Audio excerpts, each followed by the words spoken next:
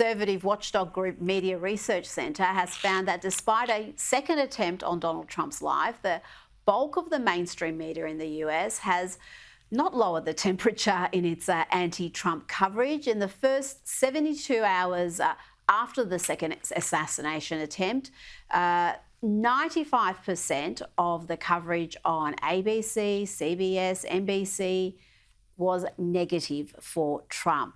That's quite remarkable, Kosha, because this is such an astonishing event to occur, to have an attempt on a candidate's life, a former president, to have it happen twice in 2 months, and yet still no sympathy, maybe we should stop calling him a threat to democracy. None of that. It's just doubling down. So shameful. The last time this happened was 40 years ago for Ronald Reagan. There's not been an attempt. So it's a big deal to have not one, but 2 attempts, as you said, in 5 weeks.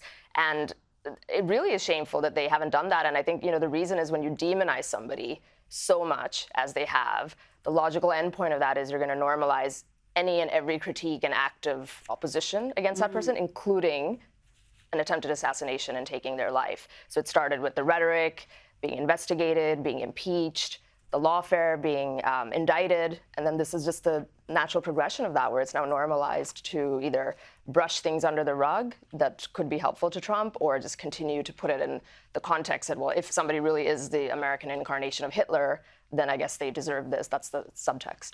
And you just hate to think what would happen to the country if an assassination attempt is successful. And he has been so astonishingly lucky both these times. The first time, that last millisecond shift in his head to look at a graph, that saved his life.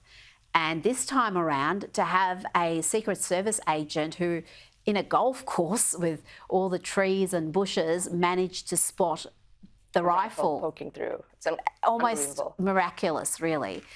And that issue of the perimeter not being properly scanned and safeguarded is obviously picking up heat, but how many times can someone be lucky? So he should be getting presidential level security right now, or having his own private security. I mean, there's no person in the country right now, and there's no one in America who's in greater danger than Donald Trump. They've painted him as a New Age Hitler, a threat to democracy for 8 years now, and there's enough nutbags out there who are got it into their heads that they're going to save the Republic from Trump. Kosha Gator, thank you so much for your time this evening. Pleasure.